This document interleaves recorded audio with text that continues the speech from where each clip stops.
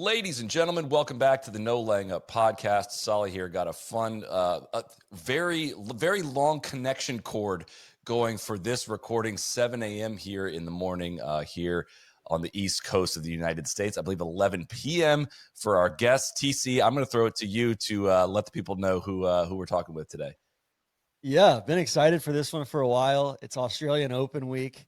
It seems like a bigger Australian Open than we've had in recent memory. And who better to join us to talk about all things Australian golf than the founders and hosts of the Australian Golf Passport podcast, Mr. Scott Warren and Matt Mollica, longtime friends of the program. And Gentlemen, Tour Sauce welcome. alums, recognizable faces from Tour Sauce as well. Thank you for having us. Excited to be here. Before we do get going here, I want to give a shout out to our friends at Rhoback. Fall golf is here. You already know it. They are our go-to for polos, hoodies, joggers, pants, all of it. Best fit, best feel, simple as that. The Delta pants are our favorite. They got a stretch elastic waistband. It's a game changer. Gives you extra room for some added comfort, maintaining the best fit possible. The fabric is super smooth. It's wrinkle resistant, easy to pack, comfortable to wear. They are if you see me on the golf course wearing pants, you're going to see me in the Delta pants. Second, the Fulton vest. The vest is awesome. It's got a nice light insulation. I think I have one over here in my office somewhere. I keep it in my office just to throw on at any point during the day when I get a little bit chilly. Interior and exterior pockets, a great layering piece as we hit the course despite the temperature dropping. And you know it, the hoodie, the Hezzy hoodie, it's so soft. I think I have about 20 of them in my closet, every color, every combination. I got multiples of some of them just because I wear them out that hard. I really do wear them almost every single day. Rhoback has got what you're looking for as we get deep into fall here. Go to rhoback.com, RHOBACK.com. Use code NLU at checkout for 20% off your first order through the end of this week. Pants, hoodies, vests, Rhoback has you covered. TC, I'll throw it to you. Take it away.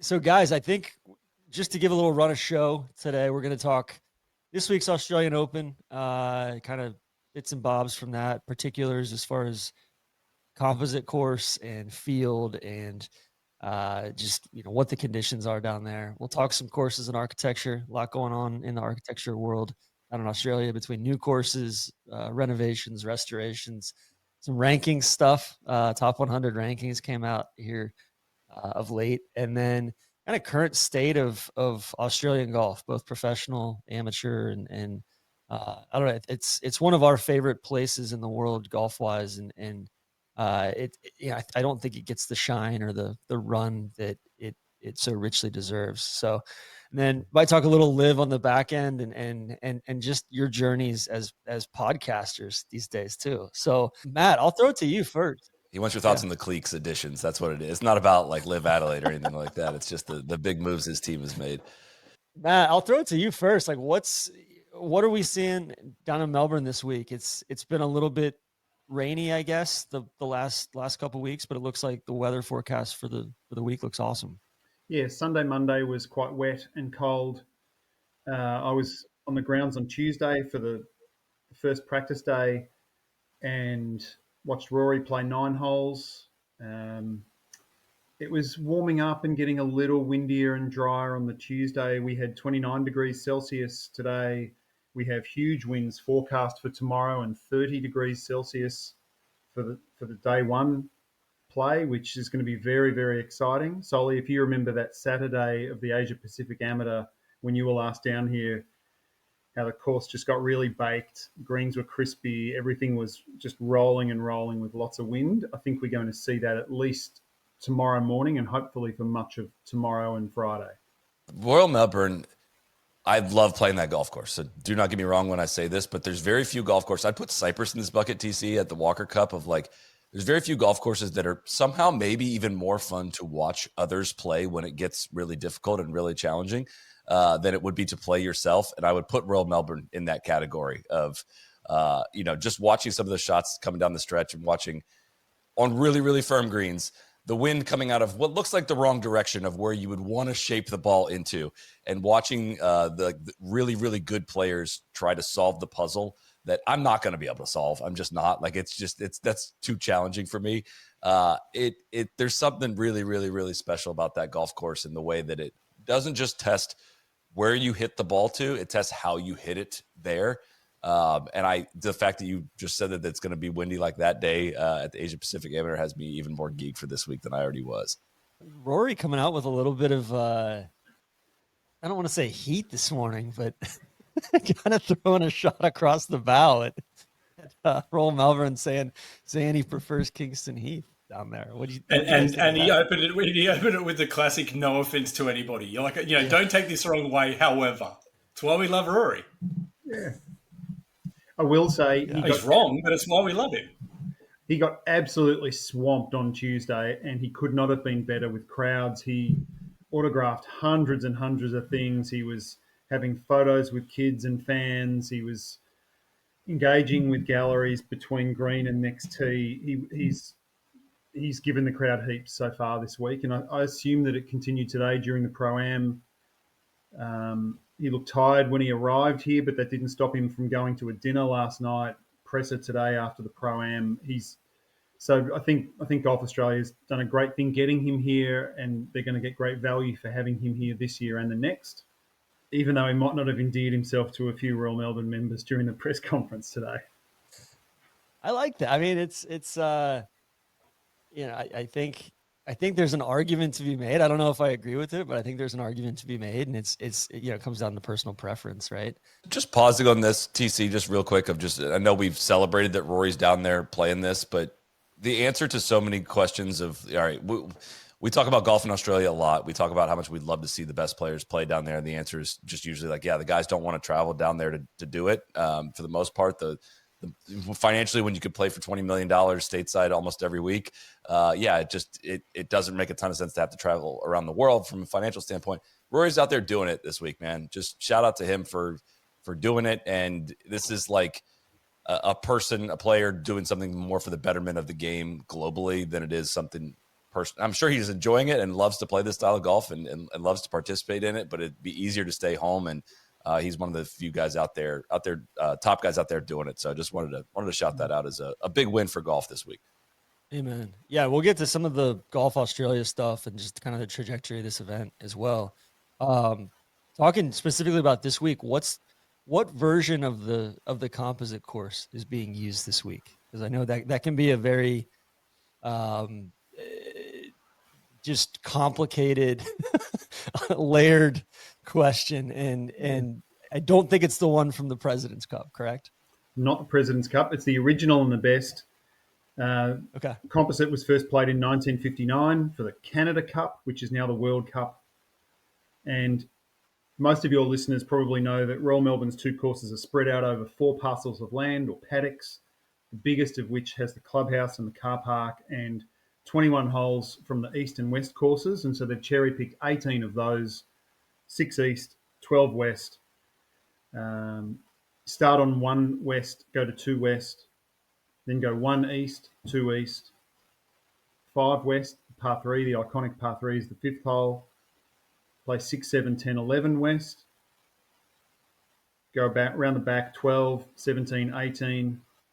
Come back to 3, which some of your listeners will recognise as the opening hole for President's Cup. 4 west, and then you finish with a few east holes to finish. So they play 17, 18 as their final 2. Is this the same routing as the Asia Pacific Amateur? No. So that was different again. And I don't know. It's different every time, I swear. Yeah. So sometimes 4 east is in. Sometimes they omit that for 16 east. So the 2011 President's Cup, they had 16 east, that really, really amazing green complex with the lobes here, there, and everywhere. Yeah. 4 east is a longer par 3 that plays up the hill down in the very bottom corner of the property. And it's probably a better test for professional players. And it mixes things up a little bit in terms of the other par 3s that they play throughout that round. So, yeah, the traditional holes that were selected and the sequence in which they're played from 1959 for this week. And I'd said to Scott earlier today in prepping for this episode that, I think it's the original and the best. We play that for 1 or 2 events throughout the year as members, and everyone licks their chops. That timesheet fills out really, really fast for that event. I love the 3rd hole at like 3 west later on in the round. That's such a cool kind of thing to look forward to. And you're really like, it's that early test in the round normally, and being able to reach that hole when you're fully warmed up and your RPMs are going is awesome. Yeah.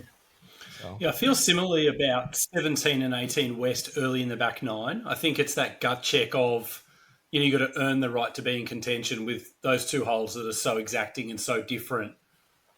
It's not right at the pressure point of the round, but it's almost like you're earning your right to try and win the trophy. Anything else we should be looking for this week, Matt, as far as the course or just any tweaks or things to feature other than just the normal everyday majesty of the place?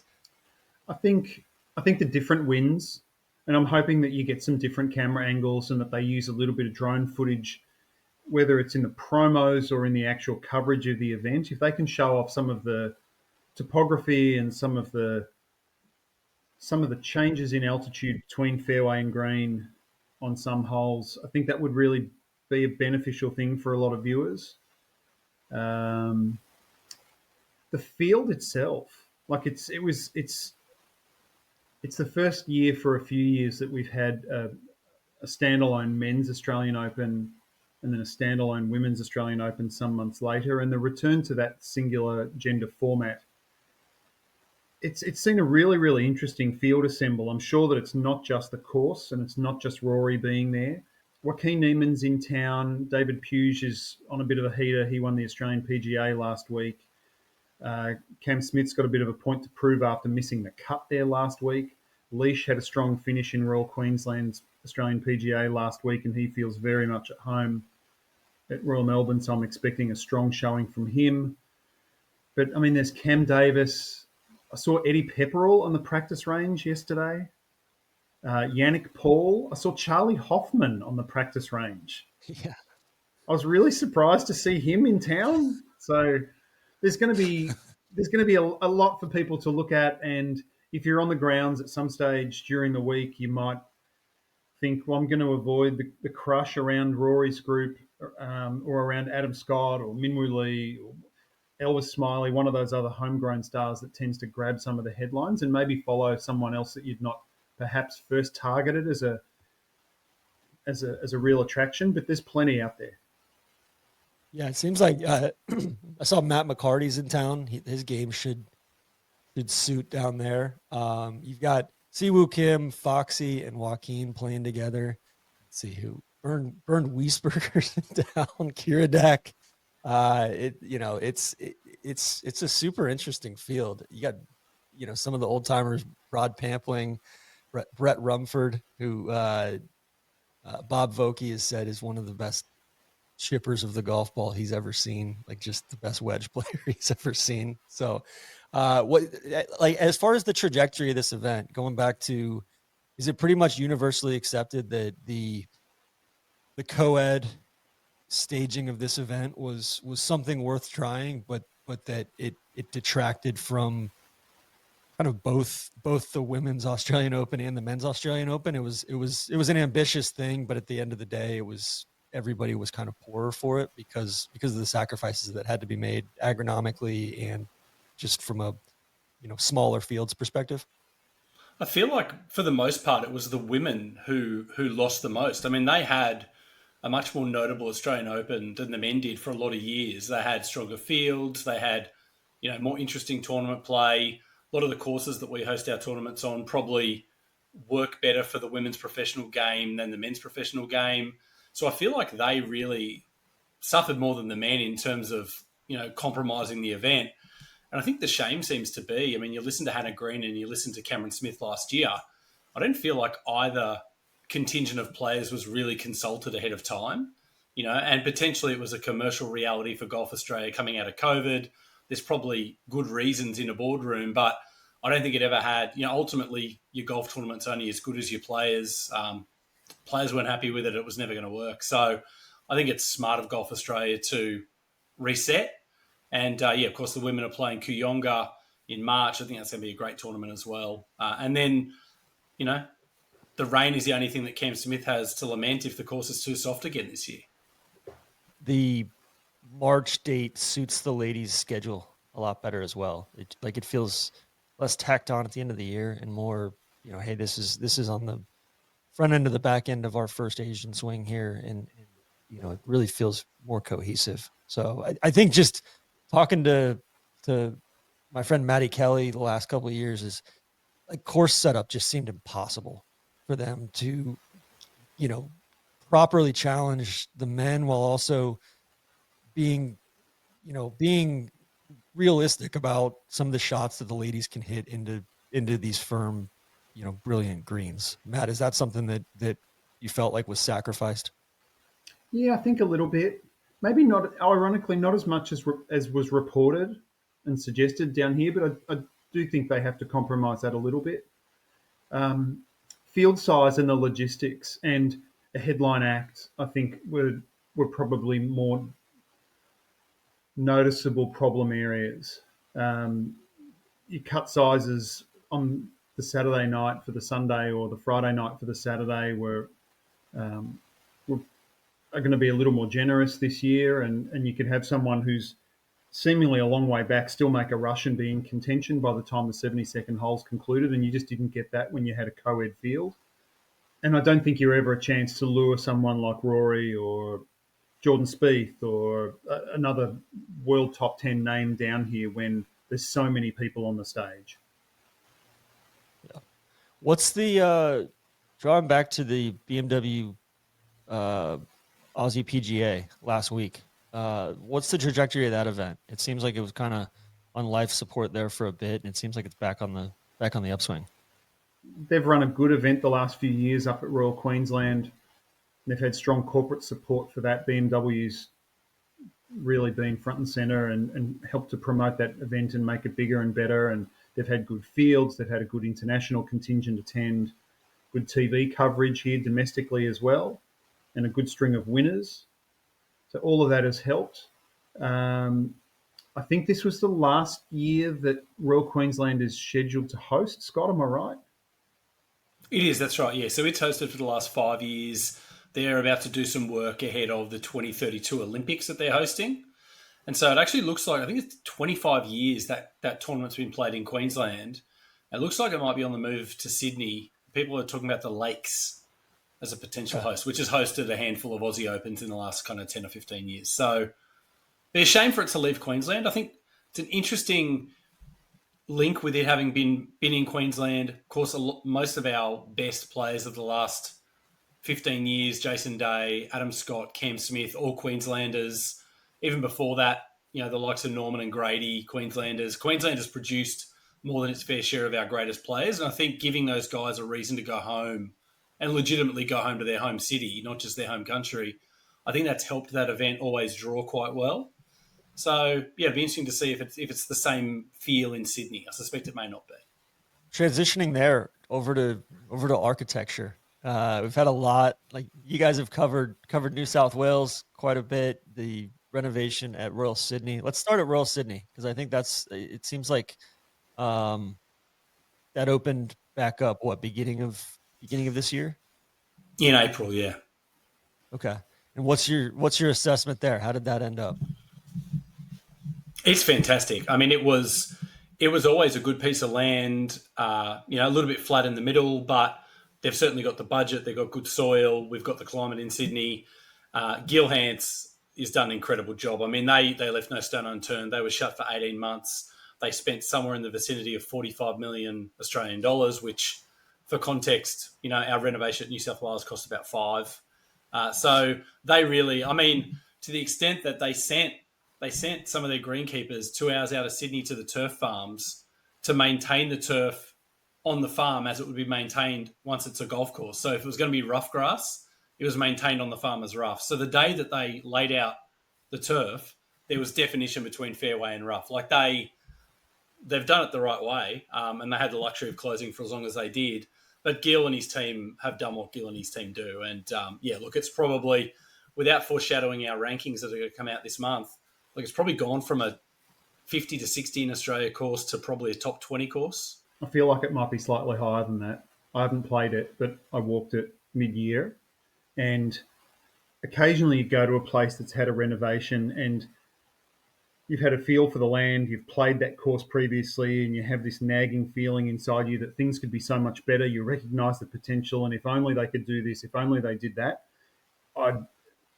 It'll be interesting to go around there with clubs or speak to people who've played a lot over the second half of this year, but I feel like they've extracted almost every possible drop of potential out of that property.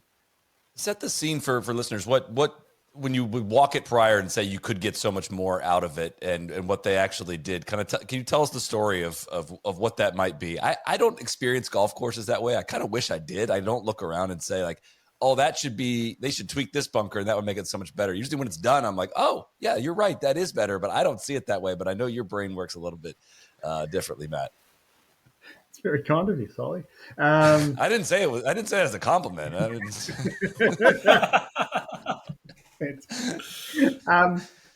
The comment that me and Scott have repeatedly come back to is that they had one probably predominant pocket of topographic interest on their property in the southeast quadrant of their parcel of land on which their course sat.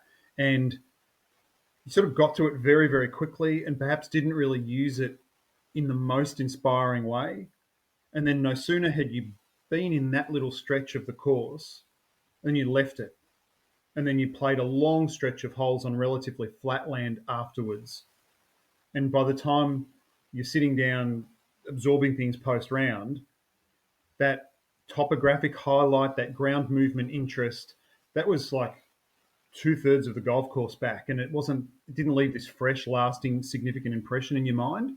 And to bring it closer to, well, current day, like TC, we've talked when we've gone around Royal Melbourne, how that one topographic feature, that big rise early on when you play west, you sort of you play 3 west with the fairway and the green influenced by the slope that's nearby, and you drive over a big set of bunkers, cut into that rise on 4.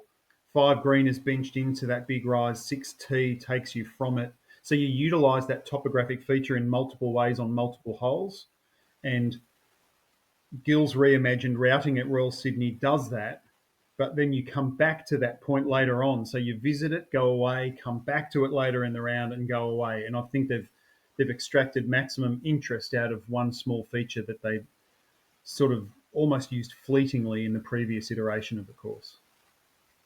Can I just brag, or not brag on you, but just the way that you describe golf courses and get to the, cut to the core, both of you guys, it's so eloquent, and it's not overwrought either. It's eloquent and efficient and technical, while at the same time, I'm so jealous of it. I love listening to your podcast. I do not miss an episode, and it doesn't matter if you're talking about a 9-hole backyard course or literally the best golf course in the world. It kind of just it shines through on all of those. So kudos, you guys are really exceptional at that. So 11 years with TC's never given me a compliment like that. But I would say the way you describe the way you just described that, again, is not how a lot of people would think when they play it. It's not a lot of the way a lot of people think when they play golf in general or think about golf courses. But all the things you just talked about do add up to whether or not you may enjoy the golf course, or it contributes to your enjoyment of that day, of that place, or whatever, to the point where, I don't expect everyone to geek out about architecture stuff, but a lot of people do. And if you put that trust in the right hands, it can lead to a better golf experience that for everyone that plays it, even if you don't know all those details and think that way. Because again, like I said, I don't process it that way, but it does contribute exactly what you said. Like, oh gosh, yeah, I would have never thought of that with that golf course. I haven't been there before, but I probably wouldn't have thought they used the best part early and don't really come back to it. But that's a big part of what goes into building these things and getting the most you possibly can out of a property. Sorry, Scott. I was going to say, I think a lot of golfers too, they subconsciously notice it, but they're not aware. They experience it and it shapes their feelings or their opinions, but they're not aware of that. I think another thing you see a bit, which Royal Sydney used to do, is you got a great piece of land and an architect uses it for one par 5. Yeah. And I think a lot of the better architects will say, put your par 5s where you want to get through a piece of land quickly. And Royal Sydney had what was their 7th hole was on this great sort of tightrope ridge, and that's now 2 back-to-back short 4s, and they're both absolute highlights of the golf course. And before, it sort of was lost because 2 of the 3 shots you hit were just a drive and a layup. So yeah, Gill's definitely He's focused the golf in where the land is good, and where the land's not so good, you breeze through that pretty quickly. What did he do on was it the 18th hole that was somewhat historic, but also maligned as well? Yeah, so the 18th it's one of the great kind of tournament finishing holes in Australia. It plays up to, there's this beautiful old kind of, is it Georgian clubhouse, Matty? I'm not great with my building architecture as my golf architecture, but there's approach shot up to kind of the doorstep of the clubhouse. But the drive was through this narrow chute of thick trees, and it was sort of lacked any strategic merit or any, really the drive just set up the approach shot. If people go back and watch, there's a Australian Open playoff featuring Jordan Spieth and Cam Smith from about 12 years ago. That whole features, and so those trees were essentially to protect a little practice facility that's off to the left of the fairway. Gil's view was the 18th hole of your championship course trumps your practice facility. Maybe your practice facility moves or goes somewhere else, or the first hole of their extra 9-hole course needs to go somewhere else. Let's make this finishing hole a grandstand finish. And so those trees are gone. There's sand down the inside of the dog leg. And now it is like from tee to green, it's majestic now. And it's kind of this fitting finish to what that golf course is. And when it does eventually host the Australian Open again, and it will, it's going to be a worthy finishing hole of a National Open. Let's change gears to your home course, Scott. And from a expectations perspective, I think I know the answer, but did the renovation accomplish everything that you wanted it to? This is New South Wales for the listeners' sake. Yeah. Yeah. So, I think the thing that always hung in my mind was that we were a top 30 in the world piece of land with a top, last ranking before our update were 64th. That was probably fair to slightly generous. And so the renovation was really about lifting the floor of the golf course. Holes like 5 and 6 and 13 and 14, they're all world holes. You don't need to do anything really to those other than make them consistent style-wise with the rest of the golf course. We had 5 architects had work on our course. So it was very, piecemeal and like a patchwork quilt of architecture. So we needed consistency. We needed some of the holes inland to be lifted, into polite society. We needed, candidly, some of that middle paddock of the golf course was fairly municipal in that it was like Cooch fairway, Cooch rough, Cooch fairway, Cooch rough, Cooch fairway, not much detail. So I think it was bringing some of the texture of the sand and the bunkering. And Mackenzie and Ebert came in on the heels of, we had Tom Doak signed up to do the work, didn't work out between the club and Tom. And I think getting Mackenzie and Ebert in, I was really interested in, okay, these guys are a British firm. They work on the open rota. I was really curious about a British link-centric take on this very Australian bold golf course. And it's turned out brilliantly. It's now, I never used to drive to golf at New South thinking, I wonder where the pin is on X, Y, and Z. And now my drive is, I wonder where the pin is on 3. And, if I see a mate coming off the course, I'll ask him, where is it on 6? So that anticipation and excitement that only a great set of greens can create, we've got that now, And so it is legitimately, the new Golf Magazine World Ranking has us back in the top 50, and you can hand on heart say, yeah, that's right. That makes sense. And we've got, that was without the course being even finished. We've got a couple of holes that have just been tweaked in the last couple of weeks where got new bunkers and sandy waste going in still. So, yeah, it's really exciting. I think that finally that potential might get there. Matt, do you agree? Yeah. The little areas of weakness that most detractors would have voiced about New South Wales, I think Mackenzie and Ebert have addressed them, and I played there again that same trip that I went up to Sydney to go and have a look at Royal Sydney and play New South Wales, see Scott, see Matty Burns in the shop. It was a pleasure to walk around New South and see all the work that was done. I was probably a bit less, maybe not less positive, a bit more nervous than Scott, perhaps. I thought, if they're going to start working on this ridge on 12 or they're going to do too much, maybe it's going to look a bit obvious or they might not quite execute. But I think they've done a fantastic job on the courseworks.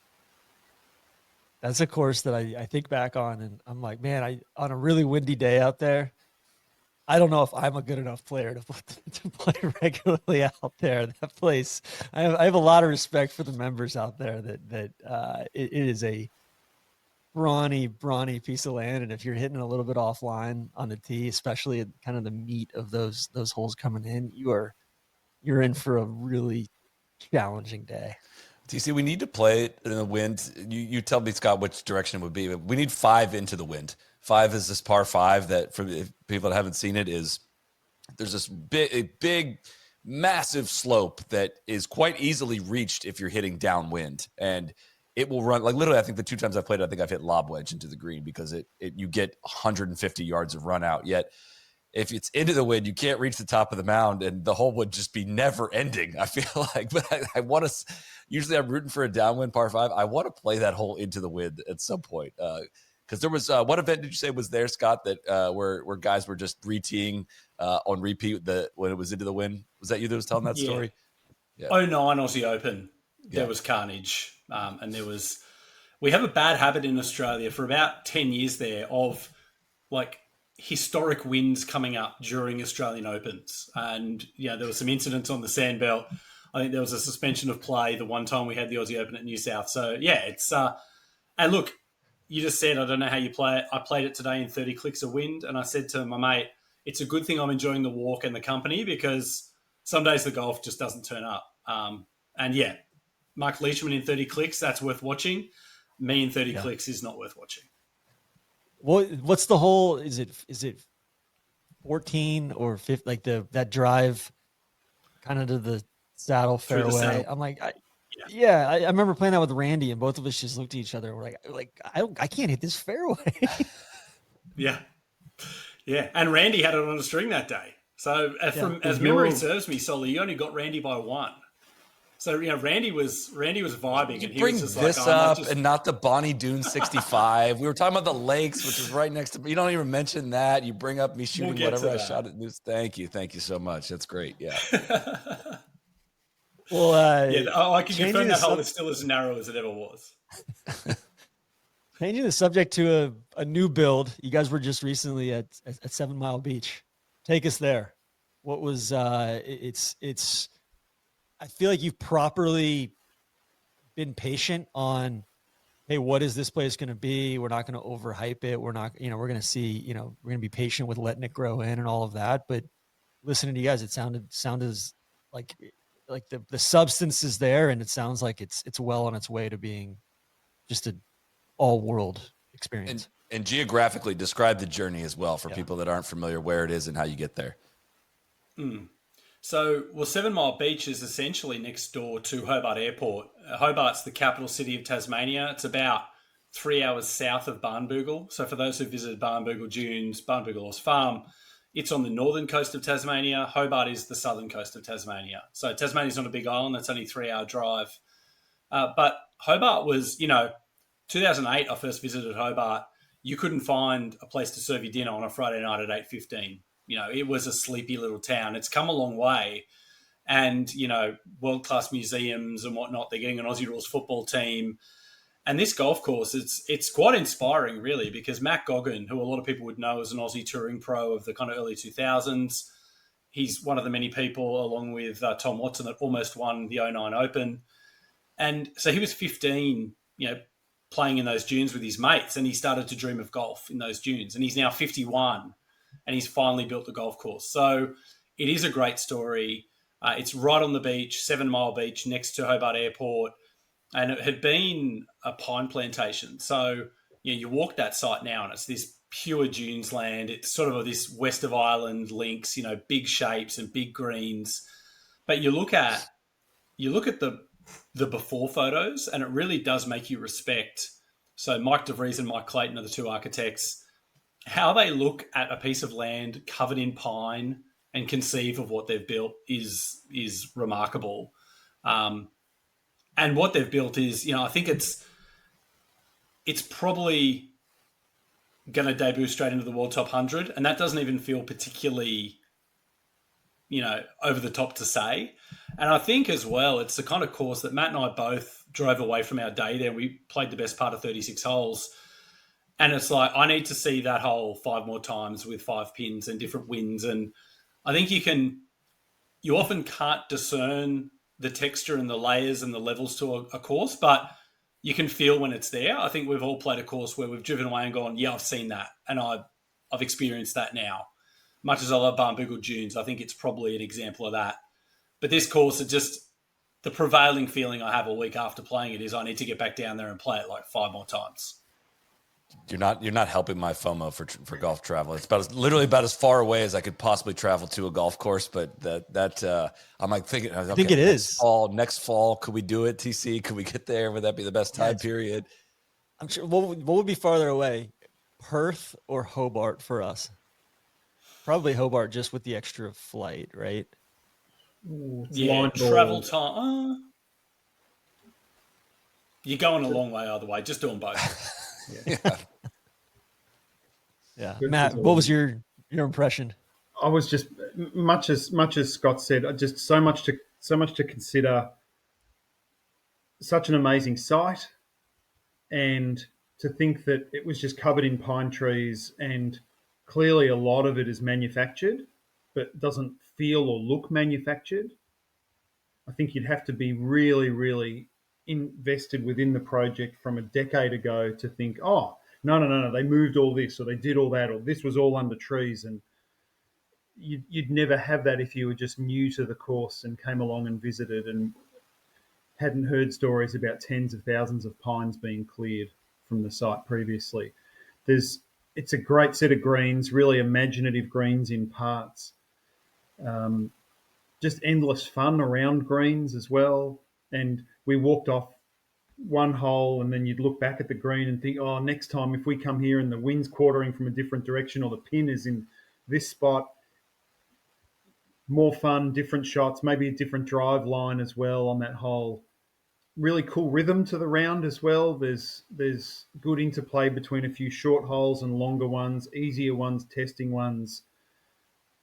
A segment of the course where you feel like you can really put your foot down and be assertive if you want, and then 1 or 2 holes later in the round where you want to buckle in and hold on and get a good score on the card. I think it'll stand the test of time. I think people will want to go back and play it again, and I think and these things are always personal taste. Some people have Barnbougle Dunes, Lost Farm, and Cape Wickham in a slightly different order to someone else, but it's in that bracket. It's amongst the very, very best courses in the country. And 11 bunkerless greens too. So, that's bravery, I think, from the architects to build 11 bunkerless greens. And I think that probably speaks to how good the landforms are too, that they can carry the interest in the challenge without sand. Well, it looks like the collaboration between Mike DeVries and Mike Clayton. I mean, it's like 2 great stewards of the game, right? Like those 2 are such a great match for each other, and the way that Clates talks about golf courses versus the way Mike designs them, like it's a really, really cool combination, and I'm stoked to hear that you guys liked it that much. Did they get their water issues sorted? Yeah, they've got a recycled pipe coming through power to the site, which will make the next course much easier to build, which King Collins are going to be very, very appreciative of, no doubt. An unmade road heading in there for the last couple of miles, but they've got a good site cleared for a clubhouse that's going to be central to both courses. Ultimately, they've got a car park sealed for that eventual clubhouse site as well. So they're making progress. It's really good to see. A quick break here to remind you, there is a way you can get better at golf this winter. If you're putting the clubs up for a little while, there is still a way you can train your body for when that springtime rolls around, when you're getting back out with your buddies, you will be better at golf. And that is if you go to thestacksystem.com/NLU, use code NOLAYINGUP to get 10% off their offerings there. and start the speed training program. It is remarkably easy to do. It takes 1 hour, maybe an hour, 10 minutes total out of your week. 2 workouts a week. That includes the stretching routine that comes with it. Your body will be in better physical shape. You will be very easily get in touch with the faster twitch muscles. I don't know the science behind it. I don't. All I can say is I have done it. I've never gotten more feedback on any product we've ever endorsed in terms of the immediate returns they've gotten out of this speed training program. It tells you exactly what to do, when to do it, and you will come out next year hitting the golf ball farther and with more ease. People conflate swinging fast with swinging hard. This is not about swinging hard. It's about swinging faster with more ease. It's just easier to tap into your power. My body has been breaking down on me, and I have admittedly not been involved in the stack, and my speed has gone down, and it's killing me. I'm ready to get back into it this winter. I need this back and wrist to get a little healthy, but that's on me. You should try it. Thestacksystem.com/NLU, code no laying up. And if you've been waiting, if you're an Android user, if you've been waiting for the stack to arrive there, it is here. It is ready. The speed training is ready. The learning library is ready. Wedge and putting is coming here soon. That's a whole nother avenue, great offering that you get with a stack subscription. It's worth it. I promise you. There's just been so much great feedback from so many people, and I can tell you personally, it's been a great, great tool to have in the bag, that extra speed when you need it. Stacksystem.com/NLU, code no laying up. Back to Maddie and Scott.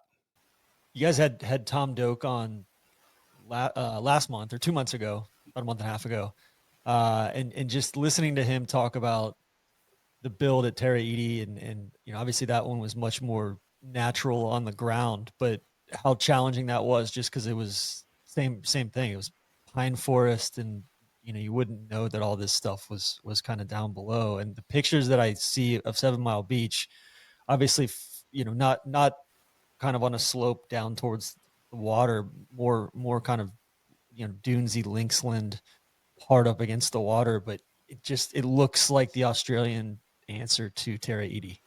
It from a at least from a drone perspective. Is that off base? Aesthetically, there's a lot there that's similar. Obviously, for people who are listening and are like, oh, I'd like to check this place out. Helpfully, unlike Terra Edie, this is completely public. So jump on the website, book a tee time. You're there, you're away. I think architecturally, it's probably a bit less refined and a bit less subtle than Terra Edie. I think it's, Matt Goggins talked about this being their big Irish links, and then the King Collins course next door will be their Scottish links, bit like lower profile, smaller dunes. So the style of the golf's different, but I think the look and feel and the texture of the place, does call a lot of Terra Edie. It's next to an airport, but you don't really experience that. You see the planes, you don't hear them. You're right on the beach. You're looking across the water to, some other landforms. So it does have that feeling of remoteness that the Terra Edie also has. What's the timeline on the second course? I think they want to get started next year. So they've got an MOU with the state government, which is always helpful. And my understanding is, some work next year. Probably if King Collins can make time, because they're everywhere now. Yeah.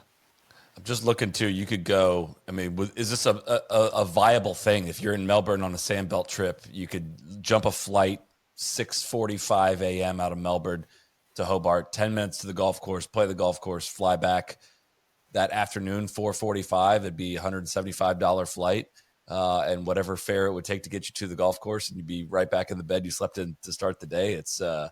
It's quite a light lift, honestly, especially just the proximity to that airport has to be a huge selling point. Yeah. We had our rankings panel down there with us last week to play it before our rankings were due. They're going to come out later this month. And we had probably half a dozen of our panel from Melbourne who flew down first thing in the morning, played 36 holes and flew home. We're home for dinner. I reckon 50% of my missions to Barnbougle have been hit and run missions in the same day.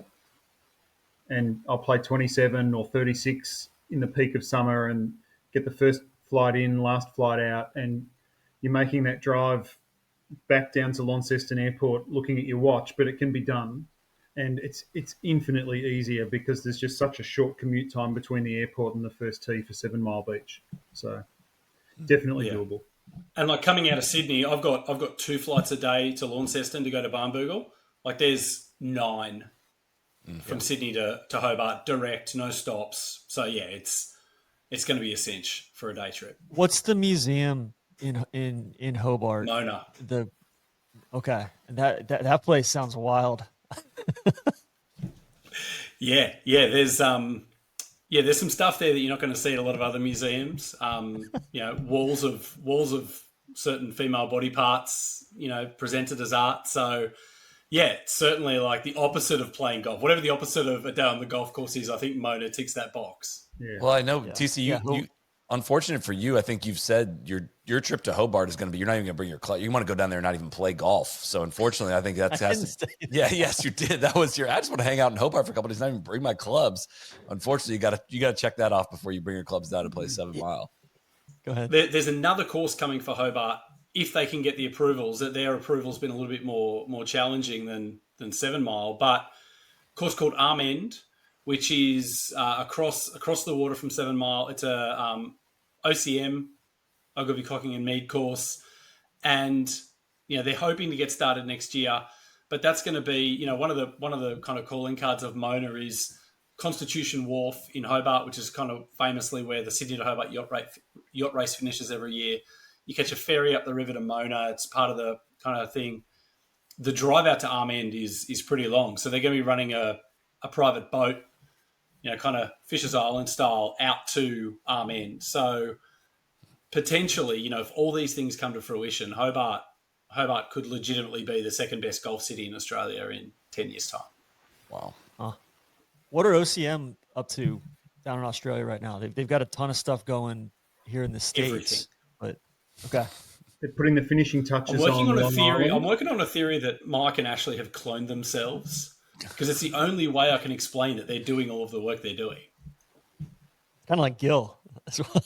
Yeah. I've always wondered that about Gil. But Matt, what were you gonna say? They're putting the finishing touches on Long Island, which is the fourth course of the National, next door to Peninsula Kingswood. So they've got a bit of a novel concept going there with course within a course, and they'll have a couple of different sequences and routes that you can follow. So you might say that Friday is going to be course A, but Monday is going to be course B.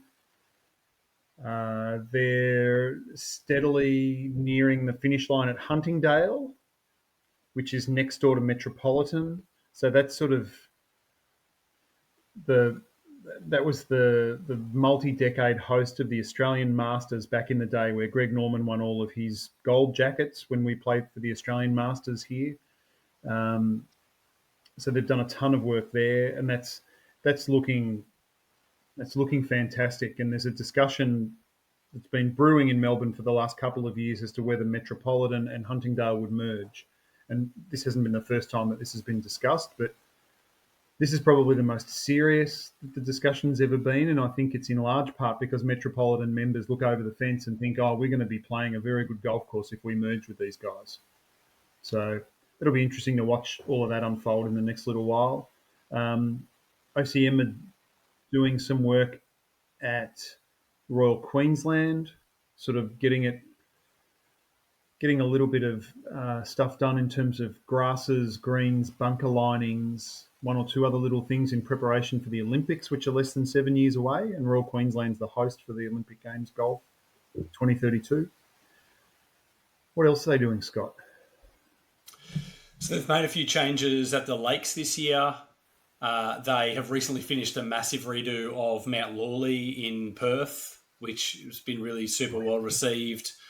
They're doing a lot of work so it's interesting. Mike Cocking and Ashley Mead were both associates of Mike Clayton's back in like Mike Clayton Golf Design days, became Ogilvy Clayton, became OCCM. And they're doing a lot of work at places that they would have worked at as associates, when Clates did big redesigns. And I think there's probably natural that, you're working on a project for someone else and there's something you might have done differently. And, a lot of those renovations were probably 2005, 2008. So they're almost 20 years old. And those clubs are looking at refresh, in Sydney, Bonnie Doon's been redone since then, New South, Royal Sydney. So there's a challenge to kind of always be keeping yourself up to date. So it's interesting, I think, for for Mike and Ashley going back into places where they're now the principal and they're kind of doing those things the way that they would like to do them. But they are working, basically everywhere. And then they're also, they got probably half a dozen courses on the go in the US. Yeah, I played the Kyle Franz course at Luling down south of Austin a couple months ago, and I toured the OCM course, and what they're doing there is, I think like one of them is going to be like it's the closest thing I've seen to like the old course, the concepts on the old course in the United States. Just biggest greens you've ever seen, like massive double greens and some crazy railroad ties, just some really wild stuff at scale. So what's Clayt's up to other than 7 Mile Beach? He's got Portsea going, right? Or planning that out. Yeah, he's busy as well. He's doing a little bit of work with Harley Cruz and some vegetation stuff at Yarra Yarra as well, sort of putting the finishing touches on the course there after all of the Renaissance work was done a few years ago. He's consulting at a couple of different clubs in Victoria and throughout other states as well. And I think they're doing some work at Royal Perth.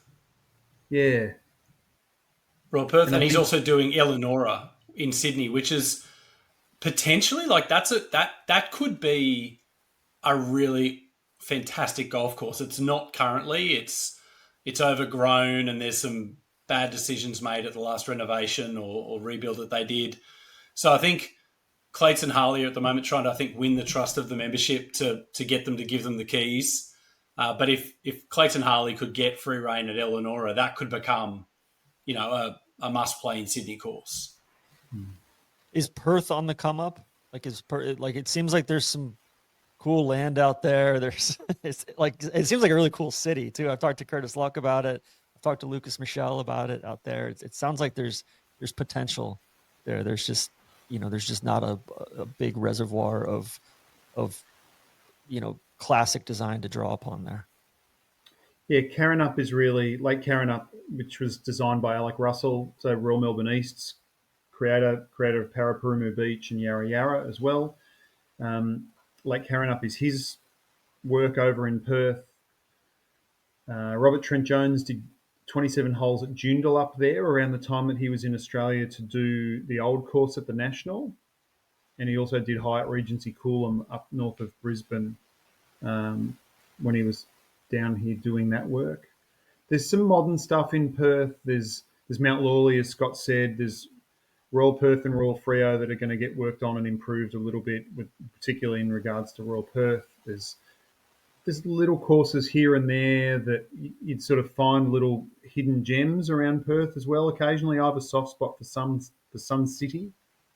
Kennedy Bay has been a highlight for WA golfers as well. That's a link-style course that Ian Baker Finch had a little bit to do with decades ago, and that's very British in feel, very understated, flat land, quite close to the water, subject to some good winds.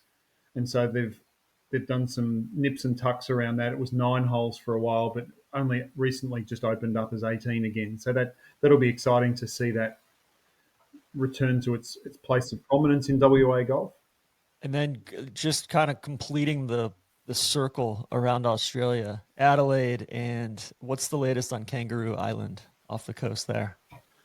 We had some drone footage fall off the back of a truck about 2 weeks ago. So they've been quite guarded with footage or photos of that. There's essentially one hole that you get photos of, and one of the holes on the cliffs there. That's of course a Darius Oliver course who was co-designer to Mike DeVries at Cape Wickham.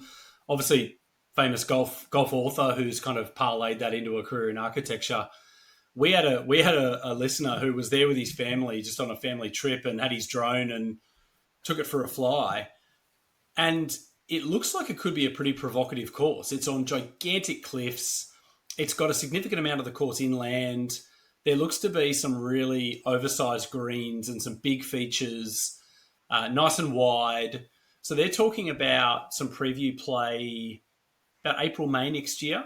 so not too far away. Whole thing's grassed and growing in.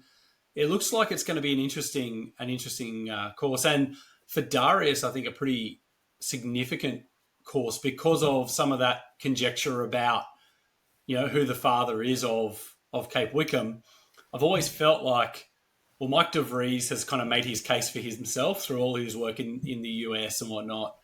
For Darius, I feel like the first significant course he does after Cape Wickham is almost going to reinforce or discredit his claim to having a significant role in Cape Wickham.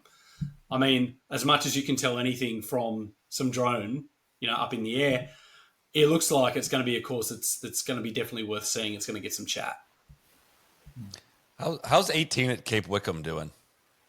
It's slowly falling into the ocean, Soly. And yeah, it's a bit of a sore point with us because, we talk about this and people think that we have decided that we're going to death ride Cape Wickham. And it's certainly not the case, but I think it's just the reality that hole is getting narrower. It's the erosion has reached the green side now. So I think there's going to have to be a long-term solution that involves there not being a golf hole, in that specific place, which is a great shame because, it was one of the most striking, eye-catching holes in Australia, but, the Southern Ocean is undefeated. I was blown away just even thinking about, I really liked Cape Wickham. I thought Ocean Dunes was so underrated for what it was. And yeah, there's a few holes that are wonky or it gets docked points for the routing and it's definitely a riding course. There's some wonky moments there, but just as far as the golf holes on the ground at Ocean Dunes, I thought it was kind of put forth as, hey, this is the B-side course on the island. And I thought, man, this is for a B-side course. That was I think they had two A courses on the island. I think the challenge was always going to be just the commercials, right? King Island is so remote and it's expensive to get to. If you're nervous about small planes, that can be a challenge. Accommodation options are pretty few and far between. And, you look at Ocean Dunes. Well, if you're in Melbourne, you can drive down to the Mornings Peninsula and you can play the Dunes or St Andrews Beach for $100. So I think the challenge has always been it's not the merit of the courses so much as the proposition for a golfer who's spending money out of their pocket to go here or go here, leaving aside Barnbougle, which is, you can fly a bigger plane in less time and the rounds are cheaper. Yeah. It's always just that commercial puzzle. I think if they can solve the commercial puzzle, it's got so much going for it. But until that happens, I think there's going to be some questions about the future of golf on the island, unfortunately. I think that's just listen to how you guys are describing all the work that's going on, just like in, on the mainland of how already some of the best golf in the world is getting elevated. To your point, the reason to go specifically to King Island, those are amazing golf courses. It's an amazing experience, but you could spend 2 weeks between Tasmania, Sandbelt, and up in Sydney, and not run out of great golf to play. So why need to go to King Island for a great experience? Is a very unique problem, I think, for golf in your guys' part of the world. What's a course? I'll ask each of you guys this, Soly, you included. What's a course that you haven't played in Australia that's tops on your list to play?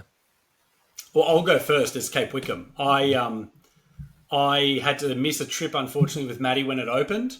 And it's just, I guess I'm probably an example of the golfer that I just described. There's always been another option that makes more sense. I need to go and do it now. I just need to prioritize it and go. But yeah, I guess that's the one. Absolutely. Yeah. I'm fascinated to talk with you once you've the pod we record after you've played that. I'm so looking forward to that, Scott. It's just because that probably also means that I'll go down there with you. That means I get to see it again, which I'm really excited about. Course for me is Cathedral Lodge, David Evans private club, Norman design course up in rural Victoria. If you drive out of Melbourne towards the Yarra Valley and the wine producing region, that's about 50% of the way. You get about another hour in the car and you're finally at Cathedral Lodge. It's been there for years and the stars just haven't aligned, so I've not seen it, but I'll hopefully see it in the next couple of months. I had to Google it just to check. TC, we've done pretty well in Australia. I'm pretty proud of it. Played all the top 10 in Australia except for Ellerston, which is the famously mega private golf course, and I don't know much about it. I have no desire to play it specifically just because it's in the top 100. That's not a reason why I would desire it much. But I end up at the National. I've never played any of the courses at the National. They sound fantastic. I don't hear a lot of conversation about them because, again, it's such an embarrassment of riches down there. But sounds like there's some fantastic golf to be played down there, and the views look incredible as well. So you drove really close to it on Tourist Source Season 1, Soly, when you went down to St Andrews Beach on that first day to stretch the legs and adapt. The National is down there, and so Trent Jones course was designed in the late 80s, and it's classic sort of Robert Trent Jones Jr. 80s style aesthetic, and it's big and curvy, and that's it. There's another site where you just look and think, how the hell did they end up routing 18 holes and constructing 18 holes on this property? It is dramatic, and there's some beautiful views to be taken in, and little receptive bowls within greens. So if your wedge game's on and you've brought your imagination and you know where putts are breaking, you can have a heck of a time on that course. And it's not going to enter the world top 100. It's not going to enter the world top 200, but it is a course that definitely leaves a lasting memory. And the other newer courses down there at that Mornington Peninsula site for the National, Moona course, which was designed by Bob Harrison and Greg Norman. I have this feeling that you would love that, Soly. I don't know what makes me say that, but I feel like you would be really buzzed playing that course and that it would really resonate with you. And then Gunnamatta is Doak's redo of a Peter Thompson course that opened about 25 years ago called Ocean, or the Ocean course. And a lot of pushed up greens and a lot of long holes and perhaps a bit of inartistic bunkering and construction and a few head scratches in terms of green complexes on Ocean. And so the club did a great thing, in my opinion, in getting Tom Doak in to come in and reimagine that course. So they've got 54 holes, with each course being of distinctly different flavour. If you could get down there and play for 2 days and tick all of them off, you would have a blast. Yeah, 3 really distinct courses as well, which they all have their merit. There's not one that's like a Diet Coke version of the other. And when I think of like golf in Australia, if I had to drop someone in to play one golf course in Australia that was representative of Australia as a country, it's the Moona course at National. It's unvarnished and it's bold and it's a bit aggressive and there's some stuff that doesn't quite make sense, but it's memorable and it's fun. So yeah, I probably think Gunnamatta is a better course, but I think Moona at National to me is Bob Harrison's best golf course, and that includes Elliston. What's yours, TC? I think it's Commonwealth. I've never played Commonwealth. I've heard wonderful things about the renovation. It just feels like a total blind spot for me in the midst of all this other great golf I've played on the Sandbelt. I've never played Yarra Yarra as well, but I think Commonwealth, just talking to people and knowing that routing and having looked at it a little bit, it's like, all right, I'm very keen to see what the Renaissance golf guys did there. They did a really good job. They had an official opening of the reworked course about this time last year. Brian Slornick got up and spoke to hundreds of members, and he got a few questions from the floor and a few questions from the MC that night. And I remember he was talking about his first guiding principle of respecting the good stuff that was there and first do no harm. And so he had to restore a lot of the luster to what was there from decades prior. And I think the membership is unanimous that he's done that.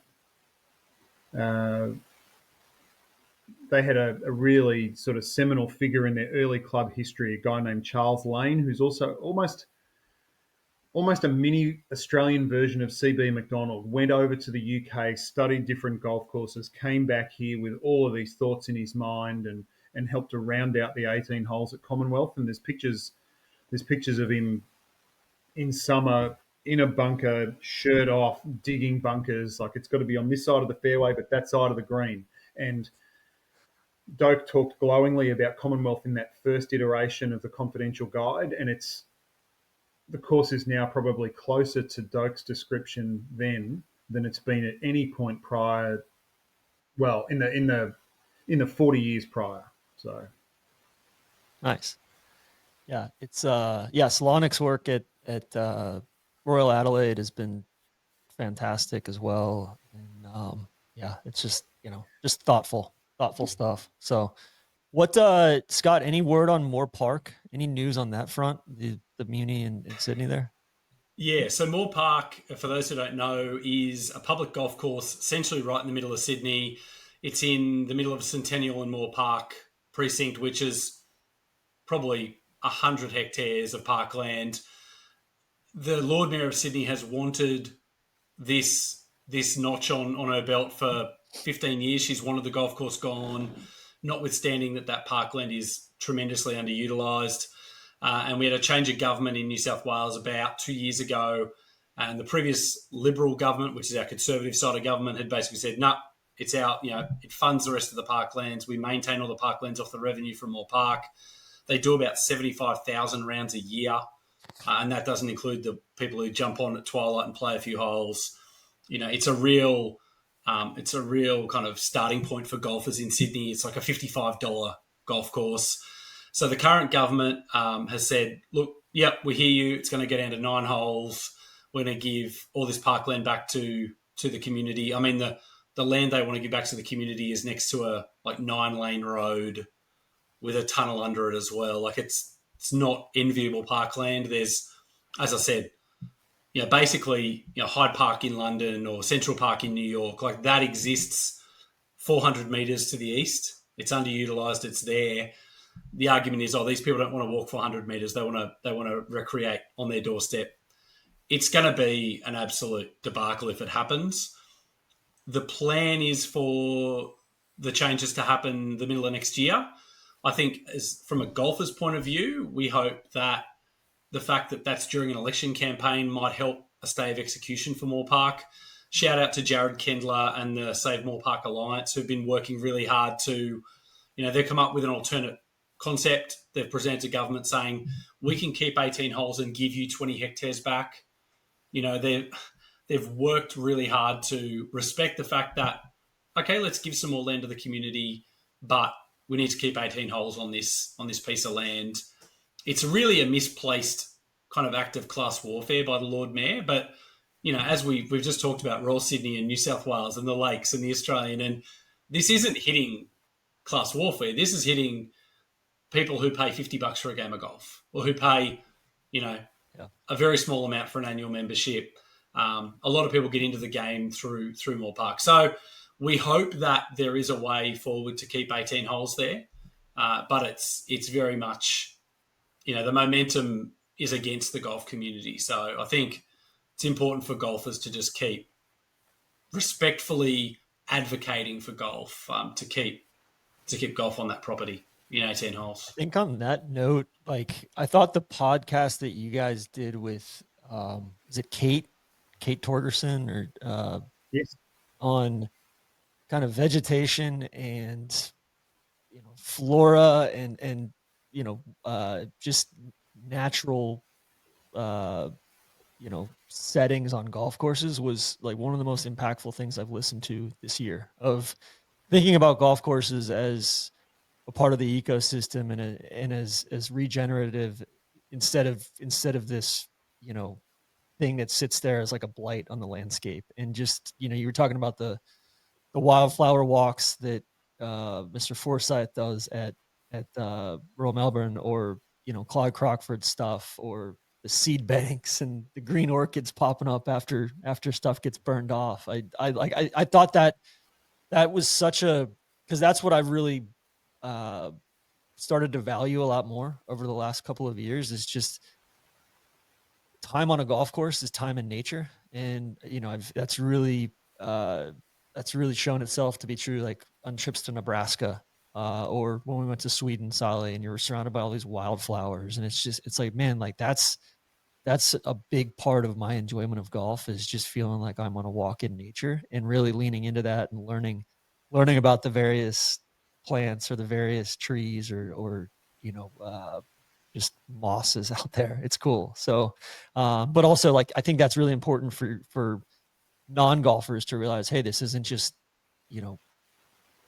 like 100 acres of fertilized grass. There's more going on here, right? I think golf's been really bad at demonstrating its environmental bona fides. Particularly in Australia for the last 10 years, golf in big cities has been under fire. Like Melbourne has lost a course, Brisbane has lost a course, Sydney's now at risk. Golf, I think, needs to do better at showing that there's a lot of really threatened habitats in Australian cities that only really exist in 2025 on golf courses. So, Royal Sydney had a hell of a time getting approval to pull down a bunch of oak trees and pine trees and stuff that should never be in Sydney, and replace it with indigenous vegetation that's going to increase biodiversity, flora and fauna biodiversity. Like, it is good for the environment. It is good for everyone who breathes air around that golf course. But I think golf's kind of had this siege mentality, and they've probably arrived at it reasonably. But I think the way out of this for golf is to advocate for all the good things that golf courses are doing in urban environments. Royal Melbourne's a shining example. But like in Sydney, there's this eastern suburbs Banksia scrub that essentially doesn't exist anymore, other than on 4 or 5 golf courses. And I remember when we were at Bonnie Doon too, just how much work was going on between holes on vegetation stuff. I don't remember the details of what it was, but I just remember being like, like I would not have thought of that. I would not have thought that would have been a priority on a golf course. But once it was pointed out, I was like, that's super interesting. Matt, have you done that? You had a lot of time that day to look at that stuff, Soly, because you only hit the ball 65 times. As there you we mentioned go. Earlier. Thank you. Okay, thank you. You're welcome. You're back in good graces. Thank you, Scott. Matt, have you done that wildflower walk? Yes. I go to it most years and always learn something new. Always see lots of interesting stuff, and it makes me appreciate the course more and more every subsequent round.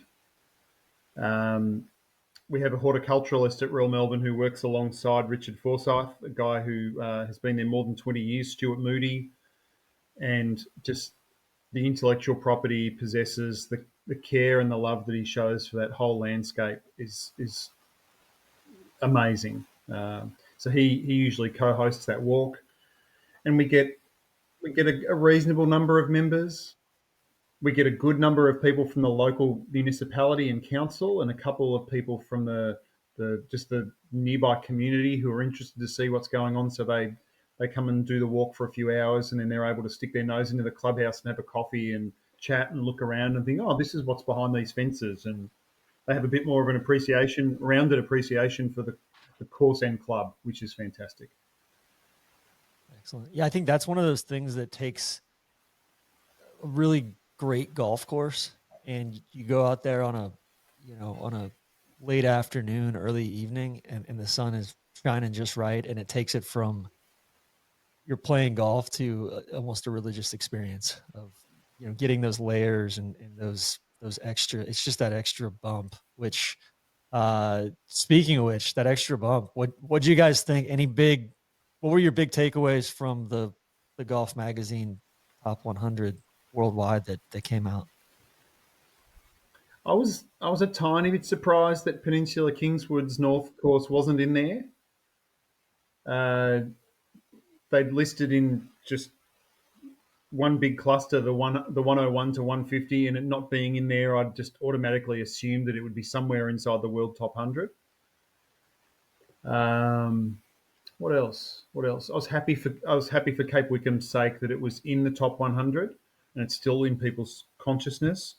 I think that's going to help drag a few more people along to go and see it, which is positive.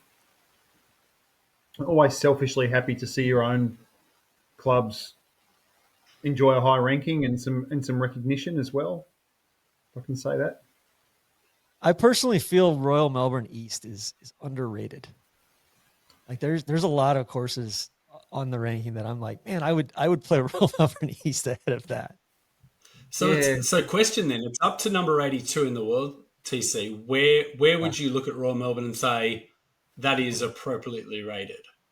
I would say top 55 or 60. I mean, there's, it's just kind of when you're going against, it's almost like individual matchups, right? Would I rather play there or there? Would I rather play? Because I think, like you said earlier, when you're talking about the composite routing, some of the strongest holes on either course are on the east. And I think one of the things that's maybe looked at as a flaw is um, you know, the scale changes a little bit when you get off that main paddock, but to me that actually makes me appreciate, like, it's more of a journey when you're playing that course, because it kind of goes from big to a little bit smaller, a little bit more narrow scale, and then it kind of opens back up, and it makes you, like, it's a cool visual journey, and it kind of makes you appreciate that main paddock even more. Plus the par threes are just epic. Yeah. Beth Page is 56 on this list. Like, I would, what's it, 9-1? I'd rather play Royal Melbourne East over maybe Beth 10, Page. 10 right? 0. It might be 10. I was being nice. Yeah, 10-0. I'll say this. I thought this was going to be blasphemous. I don't know if you guys heard our pod a couple weeks ago after we played the Park down in West Palm. Like, TC had said before we went down there, TC does not usually use hyperbole very often, but he had said, like, you're going to love this place. It's the closest thing to the Sandbelt I've seen. And I was like, okay, sure, dude. It's fine. Man, there are some Royal Melbourne golf holes on that course. The ninth hole is a par 5 that is like 17 east. Like, it's right along the property boundary on the right. There's cross bunkers that come in short of the green that start, kind of front left and move to the back right. And then you get to 11, and he's like, what hole is this? And I turn around, I'm like, oh my God, this is 5 on West. Like, this is unbelievable. Just even the way he tied some of these holes in, it's really impressive. And again, I don't say this lightly, knowing the affinity we have for golf in your part of the world, of like, that is the closest I've seen to the Melbourne Sandbelt anywhere here in the States. It's really, really impressive. Very good. That's an achievement to do it down there, because there's climate and agronomy are not sort of lending themselves to that as much as they would in a cooler part of the US. That's interesting. Yeah. Okay. I've got to say, the closest I've felt to Australia in the US was on Pinehurst number 2. Yep. I felt like I walked off Pinehurst number 2, and if there was Tui's New on tap in the clubhouse, I wouldn't have been shocked. Yeah, I think the thing with the Park is it both feels, it's very much on the ground, tight turf everywhere, short grass everywhere, very much second shot golf course, but not mindless off the tee. But I think the other thing that just brings it up to that world class level for me is like the flora, the plants. I feel like I'm looking at exotic stuff, and I feel like they're, I feel like I'm down there, and there's parakeets flying, and there's cool stuff. It's not like I'm talking about birds here. I don't want to get you going too much, but just seeing, some trees that you don't normally see, elsewhere in the States, or some stuff that's really, kind of framing. Scott, Matt, any update on your tree on that main paddock there? I know it's a sensitive subject, but I know that's your lifelong crusade. It's had a little trim since you were in town last. Still standing. Still standing. For context, this is the which hole? The 15 on the composite, 3 east. Yes. Yeah. Correct. Yeah, lone tree that's sort of obscured from your view on the tee, but it's on the inside of the dog leg. Not a super attractive tree, not a remarkable specimen.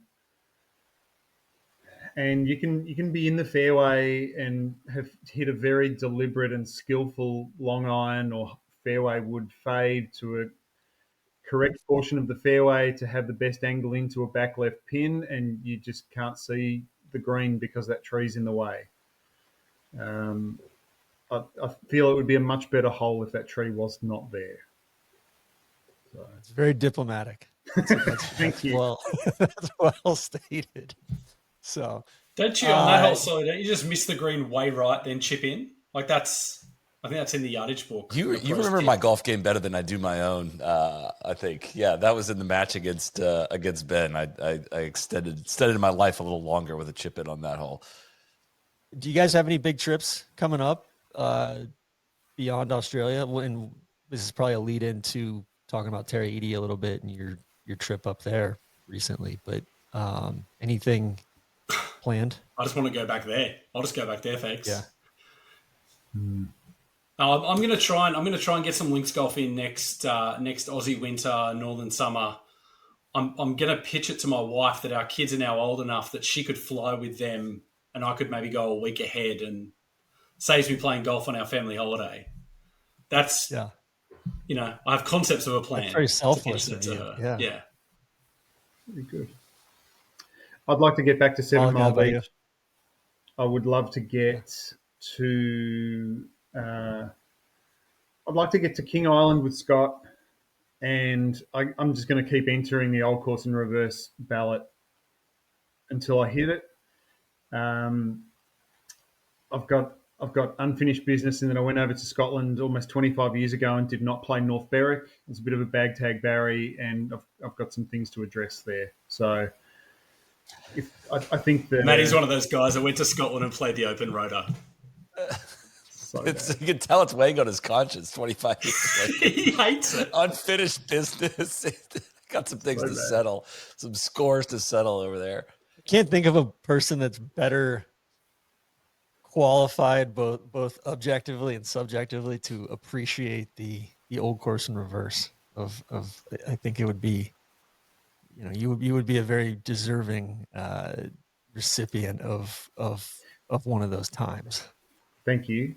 I was motivated looking at you guys navigate it. I was living very vicariously through you when you filmed that round and presented all of that. I wasn't really very enamored with the weather. That was just brutal. That You could have jumped in a cold tub and then live vicariously through us. I think that's the worst weather I've ever played in. You wouldn't ever think you'd get to what is essentially the 18th hole at St. Andrews. You're teeing off from the second fairway and think like, I truly don't know how I can hit this fairway with how hard this wind is blowing left to right. I don't know where I'd have to start this to hit the widest fairway in the world. I don't know how I'm going to hit this one. Like you hit the ball and it starts drifting right. You're like, hold on, stop. And I think I barely kept it in play. It was blowing that hard. Yeah. Water on the club face. Just, like 38 degrees, just brutal. I'm going to say too, away from architecture and not pissing in your pockets, a trip I want to do is I want to come and play in the Nest Invitational Tournament one year. That looks like a hell of a lot of fun. And for whatever reason, I've always been intrigued by desert golf. Everyone tells me that it's not particularly good and that I shouldn't be intrigued by it, but I need to come and play golf in Arizona, and the NIT looks like a huge amount of fun. So, and November's a pretty good time of year to duck out of Sydney. So, yeah. We can make that happen. I think what Dobson Ranch is where we play it. It would not fall in that desert golf category, because the desert golf you've heard described is like desert and cactuses lining each fairway. You miss the fairway, you might lose your ball or get bit by something poisonous. And that's what makes Dobson charming, is it's in a paddock. It's in a there's neighboring holes, and it's not routed out through desert. And charming's one way to put it. I think it's charming. I really do think it's charming. Very flat. We hit it at a tricky time because they've just overseeded, so it's pretty soft and slow. But it actually makes it this really interesting test to where it puts a real premium on your iron play. You got to hit greens, and you got to hit it pretty close to make birdies. It's a blast. Great group of people, and Aaron does. Yeah, the event is the draw cut. It just looks like a really sweet open event. invite for you guys. So yeah, we can definitely make that happen. Yeah. Doing your own rankings, what does that look like? that process look like, and what have you learned so far, or have you come to appreciate some of the existing rankings more, knowing how hard it is? I think what's interesting is that everyone seems to have, do you have criteria? Do you rank in buckets or do you rank in order? And I think we identified very early on our own shortcomings, and we got a listener who's a statistics PhD reached out and said, if you'd like my help, I'm happy to help. And what was really great was our instinct was just get people to rank the courses in the order that they think they go. And his advice was, that's a statistical model called Placket Loose. He said, yes, you should use that. So I think it feels right for golf architecture to not tell your panelists, well, you have to score it out of 20 for this and 40 for this, and to just get the right people on your panel and just say, put them in order from 1 to 50 or 55 or wherever, how deep you want to go, and just trust people to know what golf architecture means to them. And so, we're still getting votes and we're still peeling through them. But I think what I've noticed is that we've given nobody any direction. Half our panel has never ranked golf courses before. And there's this clear consensus, I think, on, the tiers of golf courses that we have in Australia. There's not really been any wild ballots that we're just kind of like questionable. I find it interesting that we've sort of got to that without an obvious pervading groupthink, given the diversity of our panel. They're men, they're women, they're young, they're old, they can play, they can't play, they're spread across various states. We've got an international contingent that supplements the locals. And people are going to use different methods as well. Scott was talking with me not too long ago about some people assessing course quality by virtue of how high is its ceiling. Others will say, I'm going to mark it down by virtue of how low its floor is. Others look and say, well, how unique was it? And so we all arrive at that final decision on a course's rank or worth or merit in different ways. But I have this feeling that there'll be relatively clear strata to the different courses at the pointy end in Australia. Yeah, I'm fascinated to see what you guys come up with, because it's such an interesting exercise, and you guys are both extremely well equipped to kind of navigate those waters. So the statistical stuff from our help from Davis, who's going to help us, has helped us a ton already. I'm interested to see how he can slice through some of that data and perhaps look at it in a slightly different way, present it or massage it and tease out certain amounts from it, little things that a traditional 1 through 50 list on one page doesn't necessarily give you. I remember I sort of surreptitiously surveyed friends almost 20 years ago, and I asked them for their best. I think I asked them for their best 15 courses. And so I started to, in a very rudimentary way, look at people and say, well, have you seen everything in what most would consider the top 10? And if so, what did you think of Kingston Heath? What did you think of this course relative to that course? Where did you have Barnbougle Dunes? Where did you have Lost Farm relative to Barnbougle Dunes? And then you look at someone else and say, okay, you've only seen 3 of the top 10 courses in the country, according to popular opinion. How does your ballot differ to everyone else's? And I think that we'll be able to tease some of that information out. And I think that'll make for interesting food for thought. Yeah. And how do our women panelists see courses versus our men panelists? How do our 12 to 18 handicaps see it compared to our scratch to fours? Like, I'm really keen to dig into a bit of that. How do different segments of the golf community engage with courses differently? It's going to be fun. Yeah, I'm excited to listen. Let's talk Terra Eady and TRI for a moment. Just take us there. What was your, I took my second trip there this year. We did a podcast on it, Neil and I, and I was a little bit surprised to see TRI North crack the top 100, especially at this point. And I was blown away at TRI South, how much it had grown in over the last couple of years since I was last there. And then Terra Eady is just Terra Eady. It's spectacular. And Matt, you've said you think it's the best course in the Southern Hemisphere. And it's tough to find qualm with that. I think that's Did me. you say that? Matty's holding out. Matty maintains RM West is got his nose in front. I thought you I'm- said on the Doke podcast that it was slightly ahead of the of RM West, and you didn't think the composite course should be considered because that's not an everyday golf course. Did I say that? I think you did. I think RM West's marginally ahead of it. I think Scott thinks that Tara is okay, maybe I marginally just ahead of misread. RM Okay. West, but there's Okay. not. I don't think there's much between them, and they're different creations and different ages and different settings. There's so much that's different, but it's just heavenly visiting, isn't it? It's surreal. I mean, it truly doesn't feel real. On the pod that you did with Neil in the wash up of the visit to TRI and to Taraiti, Neil made a comment very, very early on where he talked about, I thought this was just all photos that had filters on top of them, and this can't be the real color. And he got there and it's like, hang on, no, it is. And that really struck a chord with me, that comment. The color of the trees, the soil, the sky, the water, every time I'm there, maybe I've just been blessed with great conditions, but I think I've been to Mungafai 3 times now, one time pre-Taraiti and then the other 2 to play. And there's just something magical about the place. And then the courses themselves, each different to one another, but so much fun to play, so brilliantly presented. Yeah, just an incredible creation. And I think you had said just a testament to the strength of the vision of one man. So Rick Kane's commitment to do something really, really meaningful. Like they've hit the bullseye on that, haven't they?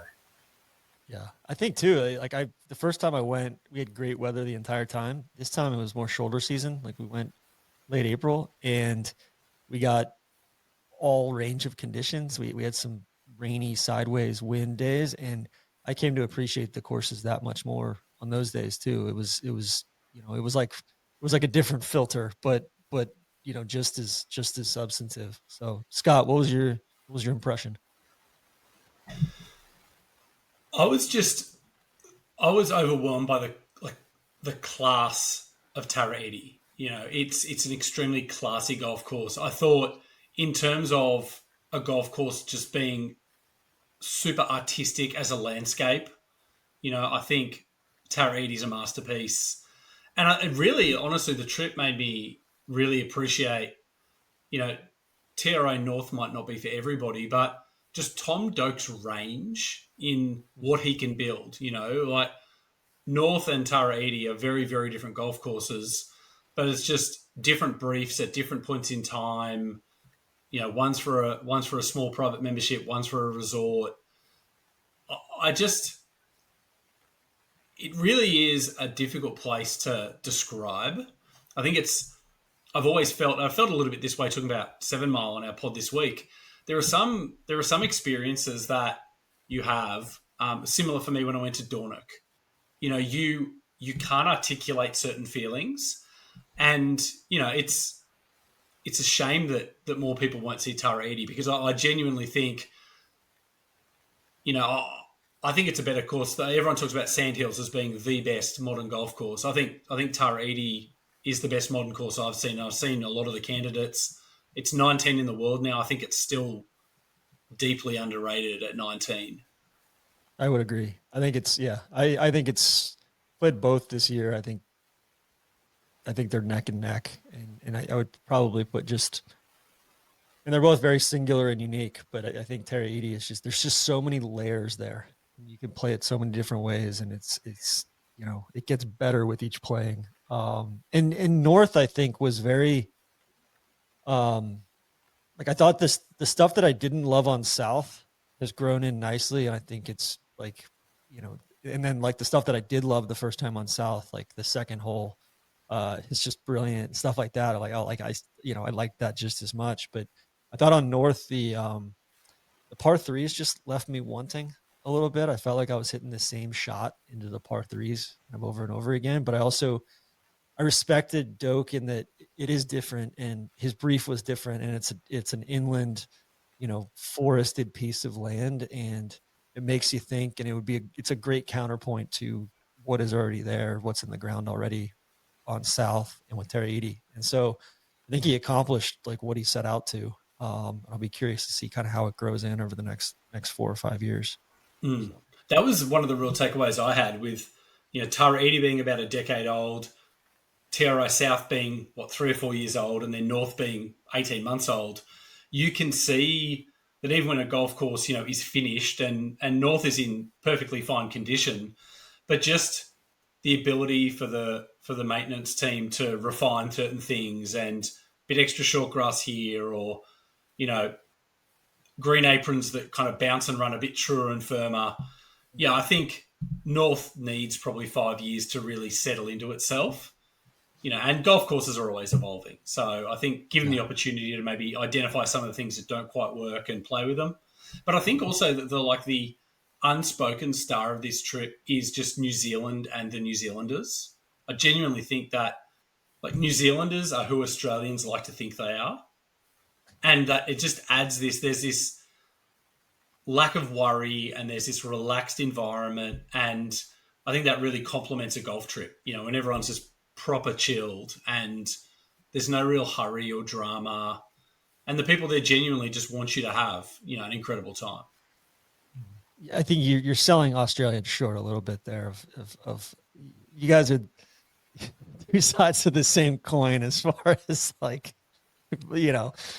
and 1B as far as favorite people in the world for me. So it's, but yeah, I definitely get that a little bit more relaxed. But I would say some Kiwis would probably say that's maybe one of their faults is there's maybe a lack, like some would say there's a lack of ambition or, really keen tall poppy syndrome there as well. Right.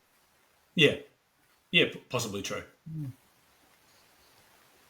So let's kind of round it out here. I guess two kind of diverging questions here. Firstly, you guys are 83 episodes into your podcast, or 82 episodes into your podcast.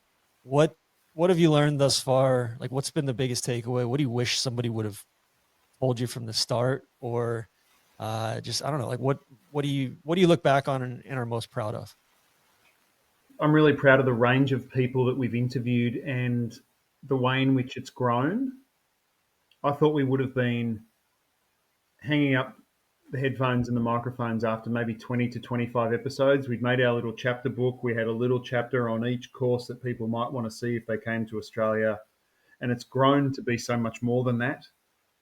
I was watching the Friday YouTube clip on Gil Hans's work at Seminole recently, and my wife was in the room and she was watching it, and then Josh came on screen, and then Gil came on screen, and then Kathy, my wife, looked at me and said, "Didn't you do a podcast episode with those guys a while ago?" I said, "Oh, yes, we did." And if you'd said to me that was going to happen as a consequence of the discussion Scott and I had back 5 years ago, maybe we'll do a pod together, I would never in my wildest dreams have thought that would happen. So that's been a really pleasing thing. It was cool listening to the Doak episode with you guys and how that felt like such a just, almost self-actualization and just a realization of oh my gosh, what a, I mean, Maddie, you're talking about sitting in the airport there, on the way down to Barnbougle for the first time, and just that full circle moment of having Doak on the podcast was really cool. Yeah, that was crazy. And he was so cool to speak with. And I had a few little things that I thought, I wonder if we'll touch on this. I wonder if he'll be able to talk about that. And he hit them all without prompt, and we went there naturally. And he was so many people have come up to me or sent messages and said, "Man, I love that episode." And I think if we go back through our catalog, Scott, we look at all that Spotify data, that two of our three most listened to episodes are the one with you, TC, and Tom. So he speaks with a lot more clarity and wisdom than I do. I can say. I was really pleased. All my experiences with Tom have always been really positive, and he's been very generous and thoughtful and expansive. And I don't know that he's always got that kind of appraisal. And so I was really chuffed that the Tom Doak that we could present on our podcast was really that's Tom as I've kind of known him in the small amounts of time I got to spend with him. And I was honestly chuffed that for this little Australian podcast, he turned up prepared and briefed and like energetic to chat. And yeah, that was, we've had Matty, like Gil, Mike DeVries, and Tom. Like the thing I take away is, and I still think about it often, is that starting a podcast is much simpler than sustaining a podcast, particularly given that we both work full time and we have wives who work full time, we have kids, and this is just a hobby.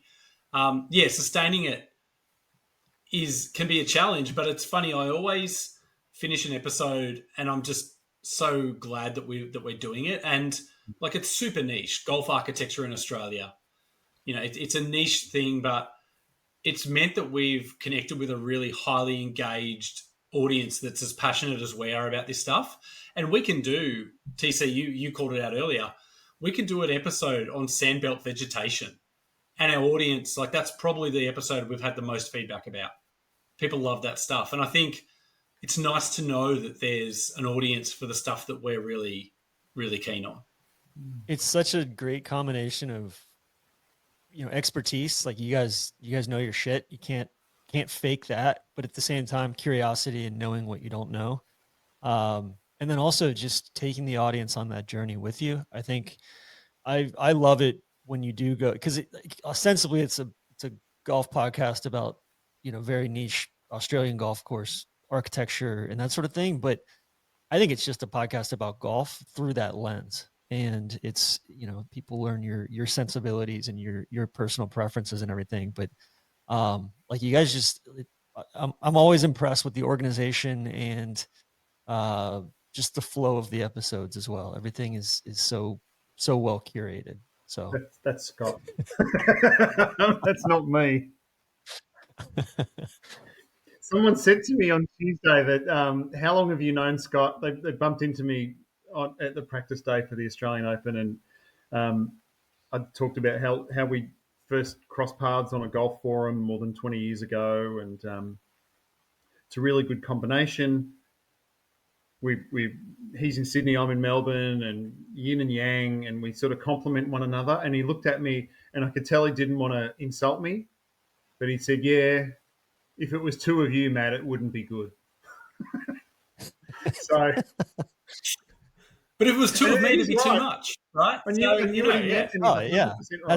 the beauty. That's the magic. That's the recipe, Well, guys, this has been just an absolute pleasure. I mean, I could talk for another 2 hours. It's I love chatting with you guys. It's TC. It's 1 a.m. here, and I could talk for another 2 hours. So yeah, it's been fun.